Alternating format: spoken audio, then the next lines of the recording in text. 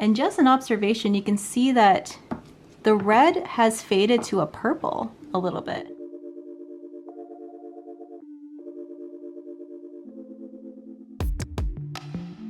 Hey everyone, I am back with another video, and in today's video we are going to be doing the same soap but in two ways. What do I mean by that? I'm going to be using Brambleberry's Wildflower Breeze fragrance oil, which they just launched through their Bohemian Blooms collection, and I'm going to be making both a CP soap and a melt and pour soap using that same fragrance oil. And I'm going to be making the CP soap, and Cale is going to be doing the melt and pour soap. So we can directly compare the two different soaps together and see which one's better, which one we prefer, if there even is a difference. And we're also going to be spicing up the melt and pour soap by adding hemp butter to it. So if you are interested in that kind of content, keep watching. So we are here in my kitchen and I have all of the things that I need to make my CP soap. Let me turn this camera around. I got my liquid oils, I got my botanicals, I got my colors. I have my fragrance oil here, and I have my lye that is now down to 95 degrees Fahrenheit, so that is a little cooler than I like to soap with, but that's still okay. And all that's left to do is blend this lye solution water with my liquid oils and also the melted oils that I have on my stovetop, and then get those two elements together. Then I will pour, add my colors, add fragrance oil, all of that stuff. And as you can see with CP soap, there were quite a few more steps involved. Makers in the house. And here are my colors that I'm going to be using. I was inspired by the melt and pour kit, which came with these petals. Look how beautiful these colors are. We have a pinky red from pink cornflower petals. We have this gorgeous blue that pops, and this is the blue cornflower petals. And then we have this vibrant yellow, which is marigold and calendula. But first I'm going to be making the cold process soap and pouring that into my silicone mold over here, and I will show you me doing that right now. So I'm putting on my goggles now. So I have this over here. I'm gonna pour this guy into here. So in this beaker I had olive oil, castor oil, and hemp seed oil, and I'm just combining that with my coconut oil and shea butter. And to this, I'm going to be adding some kaolin clay, BRB. So let's do this. All right.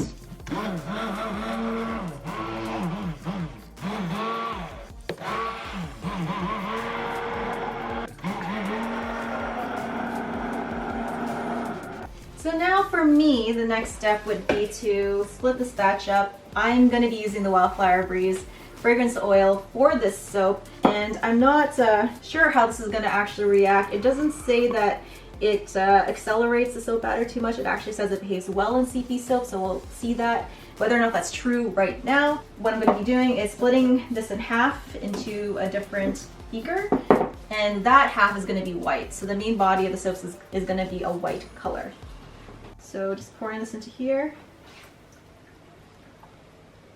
So that's that. I'm going to add my color.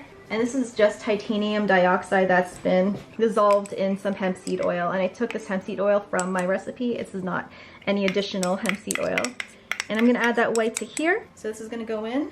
All right. And then we're going to blend this. And so far so good. Pouring it in. Yes, so it's starting to thicken nicely. So here we go. Yes, this is setting quite quick now, which is what I would expect from a floral. Now we're gonna do the rest of the, wow, it smells really nice. All right, so I'm gonna mix that in. Pour this into here, here. Yeah, it smells very floral.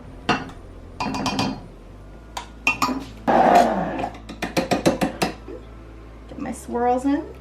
First the pink, then the purple. So would you call this behaving fast, this fragrance oil? This is accelerating just a little bit quicker than usual. So I would say like this is mild acceleration.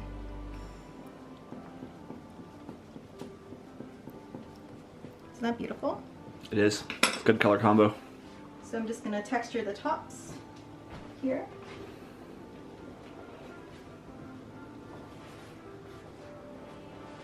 So here's another difference between cold process soap and melt and pour, is the ability to kind of design the tops a little bit, because just the consistency that CP soap can give you, that moldability, whereas with melt and pour, it's literally just melted and poured into a cavity. How do you like the smell? It smells amazing. How do you like the smell? I like it. Very floral. Yeah. So here is this. Almost like our old water orchid soap. Yeah, it really does smell almost like the water orchid soap. It's very close. I mentioned in my unboxing when I first smelled this soap that it smelled a lot like Marc Jacobs Daisy, which is like a really light floral type of fragrance. Definitely perfumey, but it's a perfume that I would definitely wear, that's for sure. And so now that I have the tops sculpted the way I like to, I'm going to decorate it with these beautiful botanicals. And these botanicals are the small packets that came with the melt and pour kit. So I'm just going to be using them in my CP soap here. Let me just lightly decorate it. Look how beautiful this color is against this soap. Isn't that gorgeous? It is eye-pleasing. It is. Oop, out of focus there. There we go. Yeah, that's just, oh my gosh. Wow. I've never used pink cornflower petals before, but dang, does that look beautiful. Those petals jump out like the color of radish in a salad. That red on like a green It's like salad. Yeah. It's like a red-purple color, would you say? Yeah. Yep. These are nice too. Yeah, these are cornflowers. And this color stays this vibrant for such a long time. I don't think I've ever seen cornflower petals fade in soap. Would you say that, Cale? I haven't seen it. This is definitely one of the most feminine, floral, perfumey scents I've ever used. But in a good way, if that makes sense. And then we're gonna top it off with the calendula.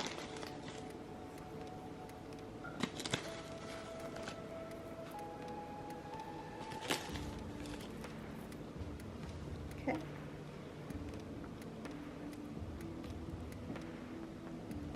So now that the soap is poured, I'm gonna put it away somewhere to go to bed. I'll probably put it in my oven so that it can gel fully and you can get a nice vibrant color from that.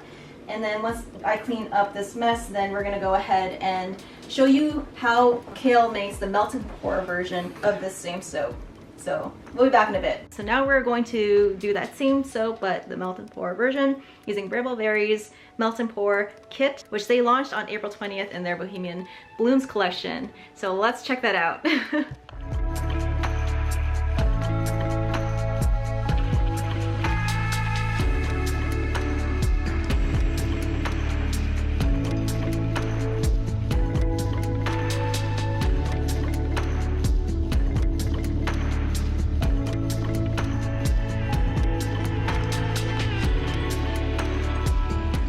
Cale has the instructions there, but what this kit actually includes is 1 pound clear melt and pour soap base, 1 pound shea butter melt and pour soap base, about 0.5 ounces of Wildflower Breeze fragrance oil. If this says Wildflower Breeze fragrance oil, it's not cooperating with me today. All of these botanicals, these are about 0.2 ounces, and although 0.2 ounces sounds like a tiny bit, look how much you get. That is a lot of botanicals. If you are in America, it also includes a spray bottle, I think, with 99% isopropyl alcohol. Because we are in Canada, our kit did not include that. And lastly, you get the silicone soap mold, which is the hexagon shape. That is quite a lot that you get in the kit, and everything you need to get started on making melt and pour soap. And one thing that we're going to be doing with this melt and pour soap is adding hemp butter to it, which is exciting. I want to see what this does to the soap, if it makes it better, if it's easy, if it's not easy. We're gonna take you along with us for that ride. I'm gonna look on Brambleberry's website on some sort of guidance to add this hemp butter to the melt and pour base. On their website, they have tons of tutorials on how to make melt and pour soap, and they also include tips on additives like hemp butter. So let me check real quick right now. Just a note on Melt and Pour, it has a really small threshold when it comes to adding additional butters to the base. So we're just gonna add a really small amount, about half a teaspoon to the base to add that little extra bit of luxuriousness, but remember, don't add too much. Actually, on Brambleberry's website, it does not recommend this for use in Melt and Pour soap, so we'll see how it turns out. We're just experimenting here. We like to live on the wild side. Yeah. And then if it turns out not good, then that's okay. We're okay with that. That's what we do on this channel. And we can blame it on me making it. I can blame it on me because it was my idea. So what's the first step here, Cale? Alright, step one here, I am to cut about half of this bar and then take half of it, cut that into smaller pieces. So let me first unwrap this. Alright, so I have since unwrapped this and I'm gonna cut half of this block here. How easy is it to cut? It's pretty hard, but you know, Jerica and I, we have really dull kitchen knives. So dull. So dull. They're so old, we never sharpen them. Part of that's because I have this weird phobia of the sound of like knives. No. Part of that's because of me, because I hate the sound of knives sharpening. I cannot stand it. I would rather live with dull knives than hear them sharpening. And it's actually helped us a lot because we'll like, you know, nick ourselves with a knife and they're not that sharp, so we don't have to go to the hospital. So so now what are you doing? So it's saying to cut half of it into small uniform pieces and place it in a heat safe container. So I pulled that one out earlier. We got this guy over here. This is the first time you're actually making soap, right? I've been the only one that makes CP soap in this house, and by CP I mean cold process. Cale has not even made that at all. So this is such a great way to break into the whole soap making world, wouldn't you say, Cale?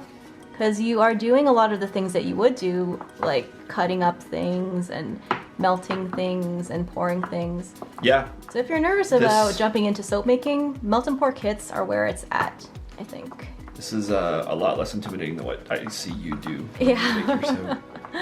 The instructions are so beautifully done, and there's also a video, which I will link in the description, on how to make this on Brambleberry's YouTube channel. So there's the pieces of Melt and Pour. These look like a clear gummy bear. Are you tempted to eat it? Yeah. So you're gonna go put them in there, and then we're gonna melt this down in 20-second blasts. 20-second blast. So here is what it looks like after one 20-second blast, and not surprisingly, there's not much meltage going on. So I'm going to predict this is gonna take about maybe 5. What do you think? Yeah, I would say that too. A lot of progress here now. We only have a couple blocks left. That is awesome. You might be right on with your 5. So step 2 is to add some of these petals to each of the molds. So I'm gonna throw in these in here in each mold. 3rd and our 4th. They're perfect. There's our blue. Yeah, you might want to be a little more. It's a lot. Let's see. Yeah, we are good. So should we add the shea butter to, or sorry, the hemp butter to the clear Melt and Pour, or the shea butter Melt and Pour? I think we should add it to the clear. What are your thoughts? Sounds good to me. So since this is about, would you say this is half a pound of Melt and Pour? This is, yeah, half. I think my other block there was just slightly bigger than this one, but... Okay. Yeah. So if it's half a pound, if 1 teaspoon is good for a pound, then let's do half a teaspoon for just the Melt and Pour base? Yeah. Cool. Nice and squishy. It's like Play-Doh, isn't it? That's exactly what I thought when I unboxed it, that it was a very fun, squishy texture. Got my half teaspoon here. So I'm gonna pinch some of this out. Get it in there a little bit more and kind of flatten it down. There we go, half teaspoon. Look good to you? Yeah. It kind of sticks to the spoon, so I just throw it in there. Yep, that is a lot of petals. I hope that's okay. Look how many they have in there. Okay, that's true. Yeah, they put more in it. Okay, we're good, we're good. Hemp butter has melted, and I'm gonna make sure it's really incorporated. Mixed in there, yeah. Hopefully we'll be able to add the fragrance oil. Wait, at what point do we add the fragrance oil? Okay, so you add it at this step, the fragrance oil, so we're good, we're good. All right, so I'm gonna pour this into 2 of them. Yeah, you pour it into, okay, so after some deliberation and some interpretation of the instructions, we're gonna fill all 4 cavities with the clear molten pour. Okay, for everything that we have in here. I wonder if we stir it up with a spatula, we can get the petals back in the center.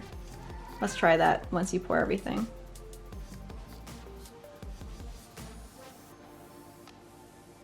Okay, so we already went off script here by putting the petals first in the cavity, but we should have poured the soap first and then the petals afterwards. But that's okay.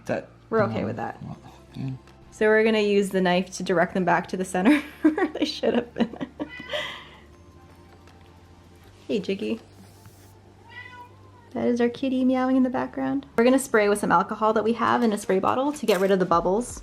So we're going to cut a portion of the white soap now. We decided that we are only going to do about 1/3 of this block because half of the clear brought it up pretty high. We're going to just top it off with the rest of the white soap and add the fragrance oil to the white and then melt it down. Oh, first melt it down and then add the fragrance oil. So I think once everything is cooled down, you'll be able to see the pretty petals through the clear melt and pour, and it'll have a nice white background with the white melt and pour. And just an observation, you can see that the red has faded to a purple a little bit.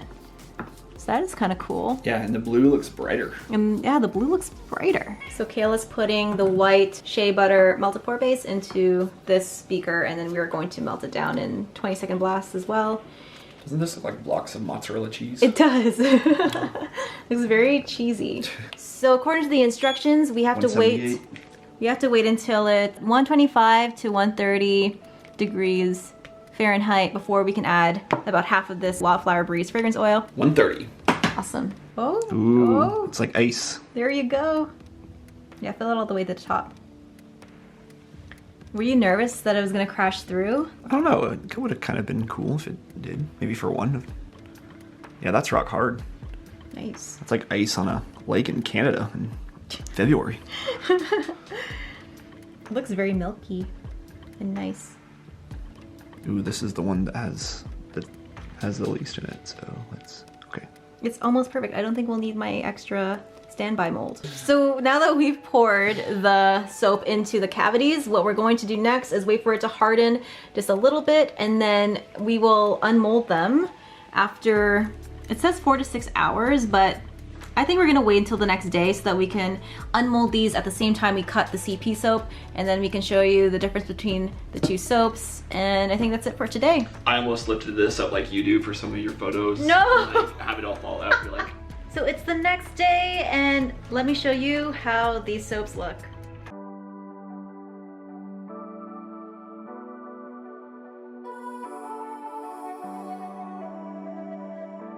So, Wildflower Breeze fragrance oil actually indicates that it discolors soap to yellow, CP soap that is. And they weren't lying. This soap, if you can see what it looked like when it was wet, I'll put an image of that right now, versus to what it looks like now dry, it is a lot yellower than what was originally poured, but that's okay. I still think it works, and it's still a beautiful soap. So the first thing I'm gonna do is unmold this guy, and Cale's gonna unmold his soaps, and I'm gonna cut this to see what the inside swirls look like right now.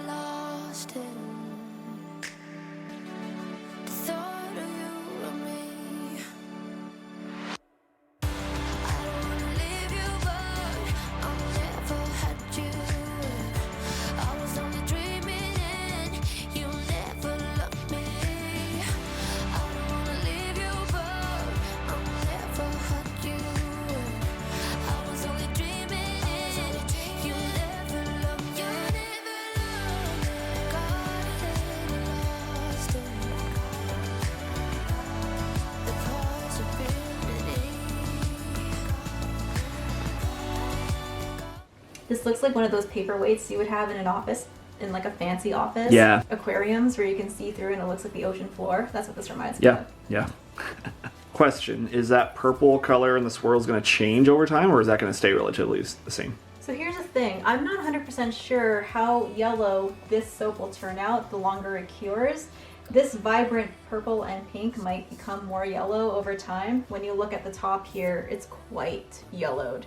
Yeah. So this probably will fade after a few days once it's fully cured. I'll give you guys an update once it is fully cured to show you what it finally looks like. That's why if you are going to use Wildflower Breeze as your fragrance oil when you're making CP soap, either incorporate that yellow into your design, anticipate that it's going to turn yellow, or use these beautiful botanicals on the top of the soap so that you have that little bit of splash of color even as your soap begins to fade into a more uniform yellow over time, which is what I suspect this will look like after a bit. Now, another big difference between CP soap and melt and pour soap, you can use this right away and it should be fine. This will look really pretty in a guest bathroom, I think, right? Like in a powder room, it would look gorgeous.